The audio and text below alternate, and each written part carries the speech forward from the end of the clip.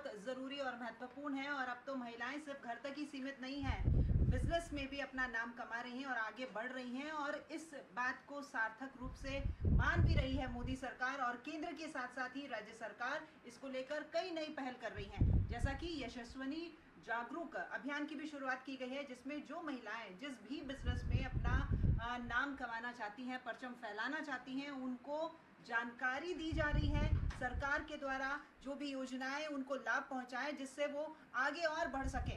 ऐसे ही मुद्दों को लेकर के हम बात करेंगे। आज हमारे साथ में बहुत सारी महिलाएं जुड़ी हुई हैं जो अलग अलग इंडस्ट्री से आती हैं। हम उनसे भी बात करें कि बजट में फिलहाल राज्य सरकार के द्वारा जो की गई घोषणाएं हैं, क्या उनसे उनको कहीं लाभ मिलेगा, और अब जो केंद्र का बजट आने वाला है उस बजट से कितना लाभ इनको मिल पाएगा। सबसे पहले मैं अपने कैमरामैन से कहना चाहूंगी कि आप सभी को एक बार वो बताएं कि कितनी महिलाएं हमारे साथ में जुड़ी हुई हैं जो अलग अलग फील्ड से यहाँ पर आती हैं। कोई इनमें गृहिणी हैं, तो कोई यहाँ पर समाज सेविका है, सोशल वर्कर हैं। कितनी ही महिलाएं यहाँ गारमेंट्स इंडस्ट्री से भी जुड़ी हुई हैं। वेडिंग डेस्टिनेशन राजस्थान को माना जाता है, तो मैरिज गार्डन और वेन्यू से भी बहुत सारी महिलाएं यहाँ पर जुड़ी हुई हैं। यहाँ पर हमारे साथ शिक्षिका भी मौजूद हैं। तो हमारे पास बहुत सारे मुद्दे हैं आज बात करने के लिए। सबसे पहले हम आपसे बात करना चाहेंगे, मैम आप सोशल वर्कर हैं, सबसे पहले तो आप अपना नाम बताएं और नाम के साथ में देखिए अभी राज्य सरकार का बजट आया है, वित्त मंत्री दिया कुमारी रही हैं,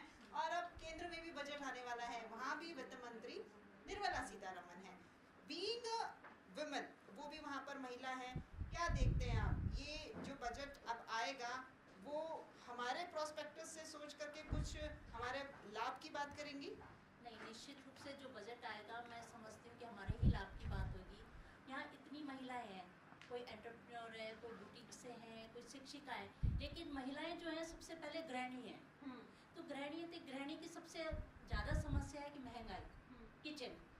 किचन में दाल चावल एवरीथिंग सब कुछ महंगा होता जा रहा है, जबकि ये सब कुछ सारी पैदावार हमारे ही देश में होती है, फिर भी ये सब महंगा हो रहा है। तो इस महंगाई को रोकने के लिए सरकार निश्चित रूप से कोई कदम उठाए।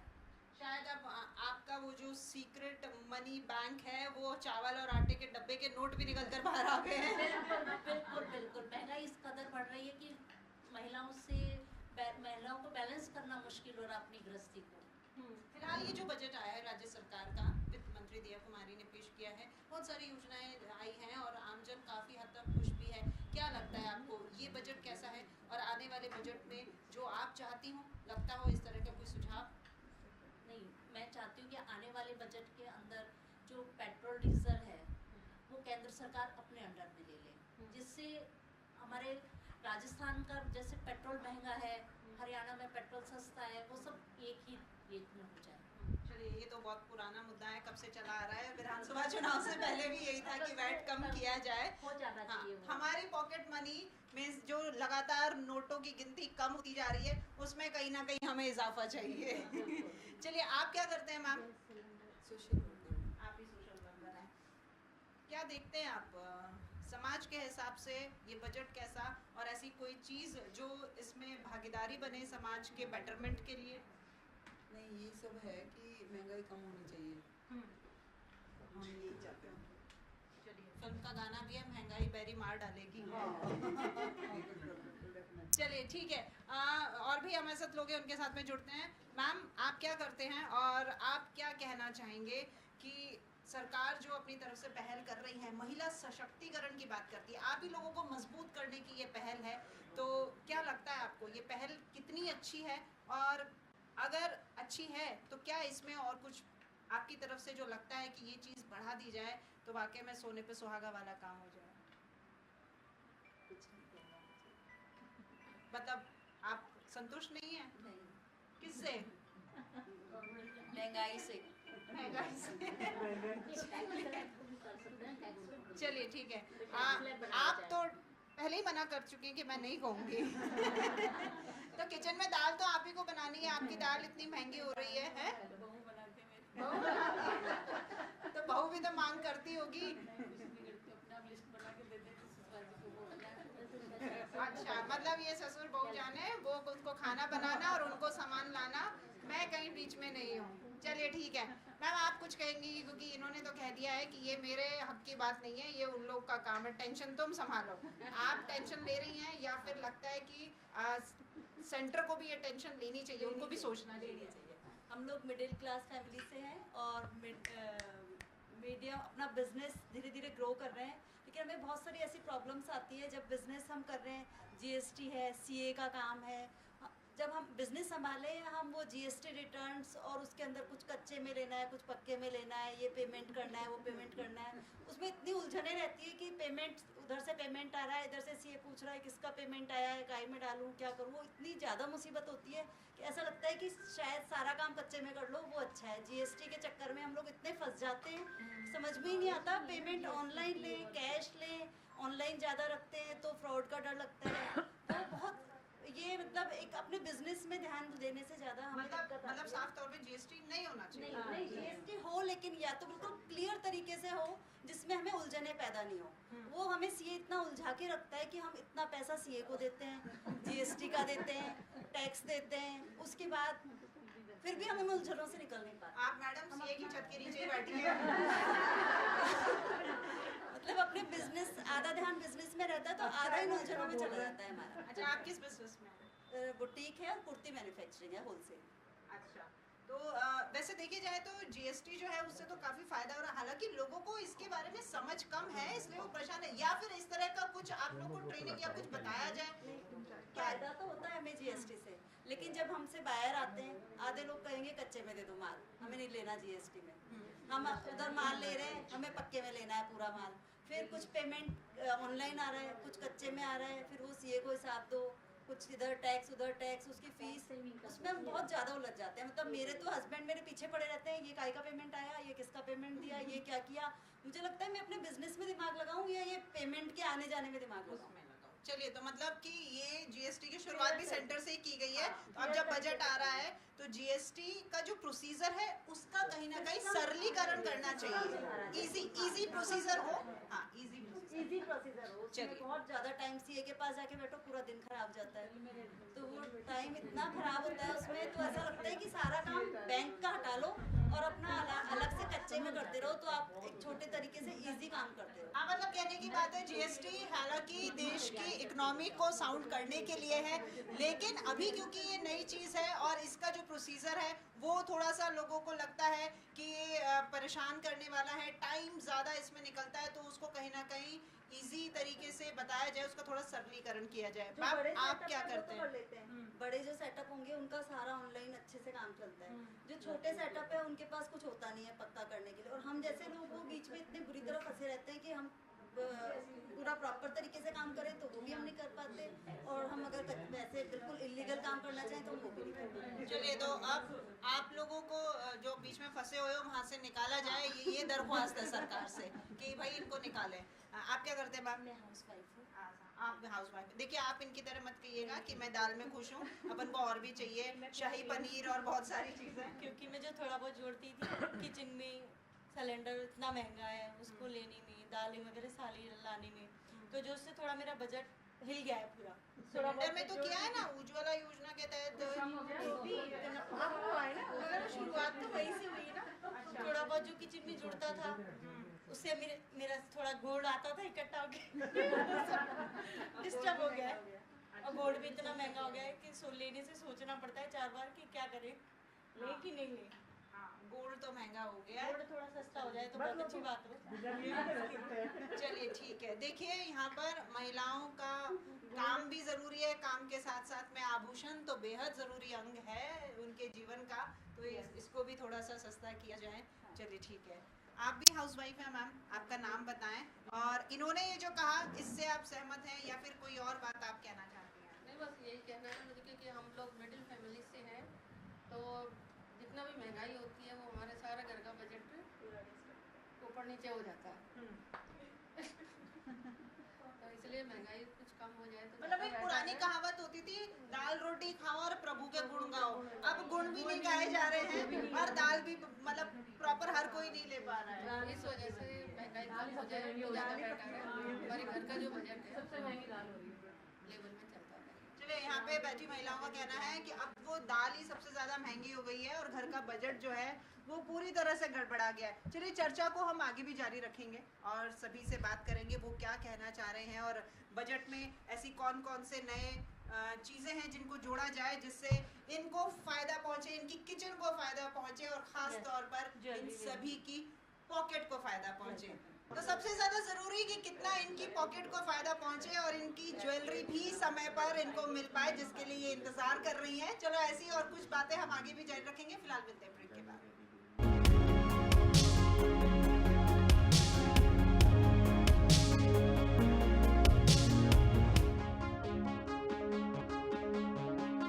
ब्रेक के बाद आपका स्वागत है। यहाँ पर बात चल रही थी महिलाओं की समाज में भागीदारी और बिजनेस में किस तरीके से वो आगे बढ़ रही है। बिजनेस ही नहीं, बहुत सारे फील्ड हैं, हर एक क्षेत्र में आज महिला आगे हैं और हमारे बीच में भी बहुत सारी महिलाएं हैं। हम इनसे भी बात करते हैं, इनमें कोई एंटरप्रेन्योर है, कोई बिजनेस है, कोई टीचर है और कोई होम मेकर है।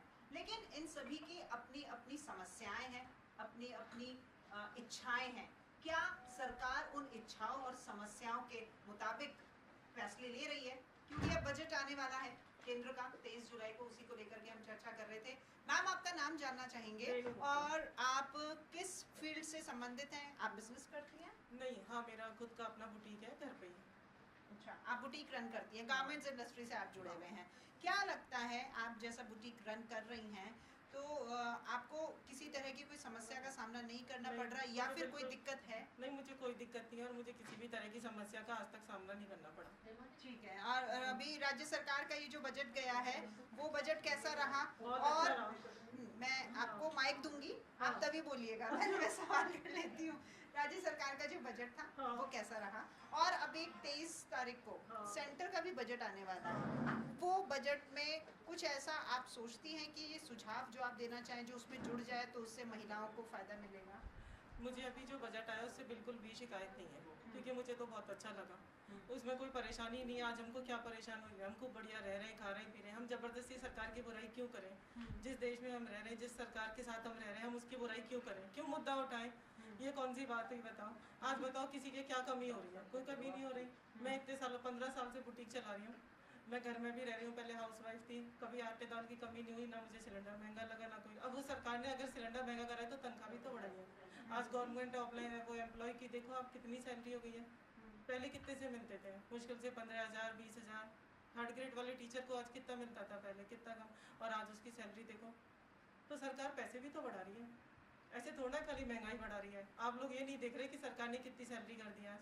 आज प्राइवेट वाले बच्चों को देखो कितनी सैलरी मिलती है। चलिए, आप मुझे पहली ऐसी मिली है जो कह रही है कि अगर महंगाई बढ़ी है तो सैलरी भी तो बढ़ी है, यानी आप जो खर्च कर रहे हो उस खर्च के साथ में आमदनी भी तो आ रही है। चलिए, हम बिल्कुल बोलिए आप। हाँ, आज हम सब कह रहे हैं कि टैक्स बहुत ज़्यादा देते हैं हम, तो टैक्स दे रहे हैं, क्यों दे रहे हैं? क्योंकि हमारी सैलरी भी तो उतनी है, तभी तो हम टैक्स दे रहे हैं। अगर सैलरी उतनी नहीं होती तो कैसे टैक्स दे देते? सरकार का पूरा प्रतिनिधित्व आप करती हैं। बिल्कुल करती हूँ मैं। जिस देश में हम रहते हैं, जिसकी रोजी रोटी खाते हैं, हम उसकी बुराई क्यों करेंगे? ये बताओ। चलिए, बहुत अच्छा, आपसे बात करके मुझे बहुत अच्छा लगा। चलिए मैम, आप क्या करते हैं? मैं ब्रास प्रोडक्ट्स में डील करती हूँ, ब्रास आइडल्स एंड स्टैचूज, इन सब में मैं डील करती हूँ। और मैं सिर्फ ये कहना चाहूँगी कि जो टैक्स है ना वो एक होना चाहिए। आज हम जीएसटी देते हैं, हर प्रोडक्ट पे अलग है, या मोटाइल में जाते हैं अलग है, मेरे प्रोडक्ट्स पे अलग है, गारमेंट्स पे अलग है। तो हम इन चीज़ों को ध्यान में नहीं रखते, हमें पता ही नहीं होता हम यहाँ पे देना है, यहाँ 12% है कि यहाँ 18% है, यहाँ कितना है। वो एक क्लैरिटी होनी चाहिए, या एक होना चाहिए। मतलब सारे टैक्सेस को मिलाकर एक कर दिया जाए। वो एक होना चाहिए। लेकिन आमदनी भी तो सबकी अलग अलग होती है ना? आमदनी होती नहीं है ना, वो उस हिसाब से बनाई जाती है। होटल वाले, रिसोर्ट वाले हमसे एक सब्जी की प्लेट के 500 रुपये लेते हैं, लेकिन सब्जी में एक्चुअल में 500 रुपये नहीं लगे होते हैं। तो वो जो ट्रांसपेरेंसी वो होनी चाहिए, वो क्लियर होनी चाहिए। आज मैं प्रोडक्ट बेचती हूँ, मेरा मुझसे लोग पूछते हैं कि कितने का है मैम, मैंने बोला मानो 500 का है। 500 का मतलब मैम इसमें GST इंक्लूडेड है क्या? तो वो मुझसे ये चाहते हैं कि मैं GST हटा दूँ। तो वो चीज़ें मतलब ऐसी होनी चाहिए कि बंदे को क्लियर होना चाहिए कि ये मुझे देना है, लोग कच्चे बिल की डिमांड कर, कच्चा बिल दे दो, तो हम रिटर्न्स कहाँ से भरें? मतलब वन टाइम अमाउंट होना चाहिए। GST वगैरह ये जो अभी चला है, जैसा कि पहले भी बात हुई थी कि उसको हमें और ज़्यादा इजी करना चाहिए प्रोसेस को, ताकि लोगों को दिक्कत ना हो। वो हाँ, हमको अलग अलग मतलब जैसे हमको नहीं आ रहा समझ में, तो हम क्या करते हैं, हमसे ये से पूछेंगे, हमसे पूछेंगे, हम अलग अलग लोगों से अलग अलग तरह से चीज़ें पूछते हैं, बिकॉज का भी अवेयरनेस ही नहीं है। आज मुझे भी नहीं है, क्योंकि मुझे मेरा इतना तो बिजनेस नहीं है कि मैं बहुत GST पे करूँ, तो मुझे भी नहीं है। लेकिन मुझे लोग बताते हैं ऐसा ऐसा ऐसा या जो भी, तो वो एक चीज़ होनी चाहिए कि इतना टैक्स देना, आपको इतना GST है, ना कस्टमर आपको पूछे ना हम किसी को कहें, इंक्लूडेड है। ठीक है मैम, आप शायद टीचर हैं, हाँ जी। आपका नाम जानना चाहूँगी और बिल्कुल आपकी बारी आएगी। देखिए आप तो खासी खुश नज़र आ रही हैं, आप तो फिर भी टीचर हैं। इस बार राज्य सरकार की तरफ से 50% आरक्षण दिया गया है लेवल 1 में, तो CM के आवास पर भी बहुत सारी महिलाएं पहुंची थी उन्हें धन्यवाद ज्ञापित करने के लिए, और आप तो पहले से ही शिक्षिका हैं। क्या लगता है सरकार के फैसले कैसे हैं महिलाओं के लिए? बहुत अच्छे किए हैं सरकार के फैसले तो उन्होंने, और महिलाएं बहुत खुश हैं इस चीज़ से।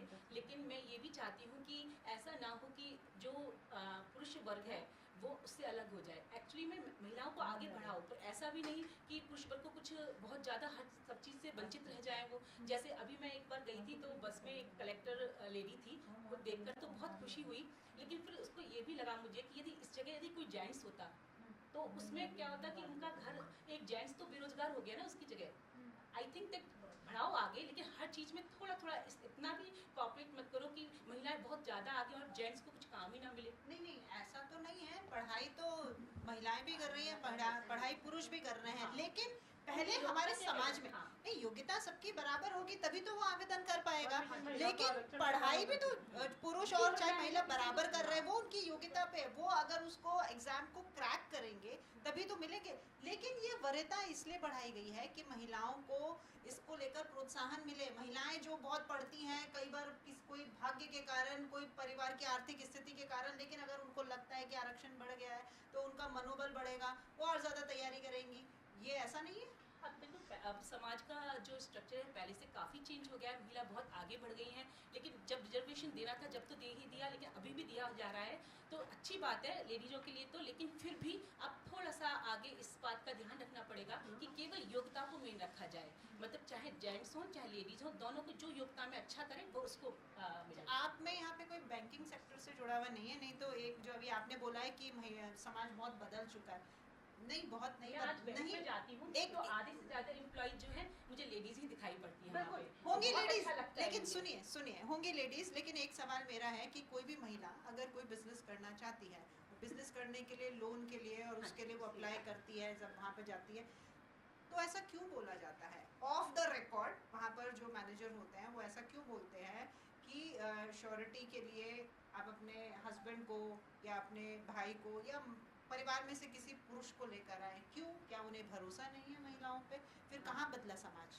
हाँ, ये आप बिल्कुल सही कह रही हैं। ये चीज़ तो मैंने भी फील की है, क्योंकि मैं भी एक बार गई थी बैंक में तो यही बोला गया मेरे से कि अपने हस्बैंड को लेके आओ। ये चीज़ तो आप बिल्कुल क्या ठीक आपके कह रहे हैं। हस्बैंड से अगर वो किसी बिजनेस के लिए वहाँ जा रहे थे, क्या कभी किसी पुरुष से कहा गया कि जाइए अपने वाइफ को लेके आइए श्योरिटी के लिए? नहीं, ऐसा नहीं कहा गया। एक्चुअली में ये तो आप बिल्कुल सही कह रहे हैं कि आज पुरुष प्रधान समाज है हमारा, यहाँ पर जो प्रॉपर्टी वगैरह सब उनकी ही कंट्रोल में रहती है, तो नेचुरली उनसे ही बोला जाता है कि आप कुछ श्योरिटी दीजिए तब आपको लोन दिया जाएगा। लेडीज़ के हाथ में इतना नहीं है क्योंकि बिजनेस उनके कंट्रोल में नहीं होता। लेकिन हाँ, जिन लेडीज़ों के हाथ में बिजनेस होता है वो नेचुरली कर तो सकते ही हैं अपना। बिल्कुल कर रही हैं और कर भी रही हैं। मैं हूँ, आप हैं, और कितनी महिलाएं जो आगे निकल रही हैं, और उन्हीं के लिए सरकार जो है हर तरह की पहल कर रही है। कुछ और? हाँ, इस चीज़ में मैं एजुकेशन की दृष्टि से एक चीज़ कहना चाहती हूँ कि एजुकेशन में जो बच्चे हैं बहुत अच्छा करना चाह रहे हैं, लेकिन कभी कभी उनको क्या है, फाइनेंशियल इतना नहीं होता कि वो कुछ पढ़ सकें आगे, कुछ अच्छा कर सकें। मैंने बहुत से स्टूडेंट्स ऐसे देखे हैं कि नहीं हमारे पास मनी नहीं, हम अच्छी कोचिंग नहीं ले सकते, नहीं कर सकते। तो मैं बस सेंट्रल गवर्नमेंट से इतना कहती हूँ कि जो अच्छे बच्चे हैं जो स्कॉलरशिप दे रहे हो, लेकिन उसमें भी अच्छी तरह से एग्जाम वगैरह की कुछ ऐसी व्यवस्था करें जिससे पता चले कि कौन बच्चा योग्य है स्कॉलरशिप के लिए, क्योंकि केवल उन्हीं को ही स्कॉलरशिप। मतलब इनका कहने का मतलब है कि स्कॉलरशिप यहाँ पर दी जा रही है गवर्नमेंट के द्वारा, लेकिन कुछ ऐसे बच्चे जो अभी भी वंचित हैं, तो ऐसे और कोई स्कीम्स, ऐसे और कोई टैलेंट हंट निकाले जाएं जिससे बच्चा एग्जाम दे करके और वो अपनी पढ़ाई से वंचित ना हो पाए और उसकी योग्यता के हिसाब से वो जीवन में आगे बढ़ पाए। मैम आप क्या करते हैं, आपका नाम बताएं? मेरा बुटीक है, मेरा संता अग्रवाल नाम है। अच्छा, देखिए आपके साथ जो बुटीक चलाती हैं वो तो सरकार का प्रतिनिधित्व करती है। पड़ोसन है। चलिए, तो आप कितना उनके विचारों से सहमत हैं? पड़ोस में रह करके आपके भी विचार ऐसे हो गए या आपके खुद के कुछ अलग विचार हैं? नहीं, गवर्नमेंट वैसे तो खैर सबके लिए बहुत अच्छा कर रही है, ऐसी बात नहीं है।